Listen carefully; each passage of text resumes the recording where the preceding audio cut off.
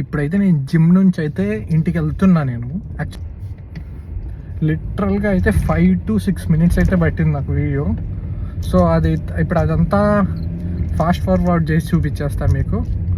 పార్కింగ్లు ఇట్లుంటాయి యూకేలో. చూస్తున్నారు కదా, ఇక్కడైతే పార్క్ చేశాను నేను. 17th floor ఇది, టాప్ అండి. జస్ట్ పార్కింగ్ నుంచి కిందకి వెళ్ళడానికి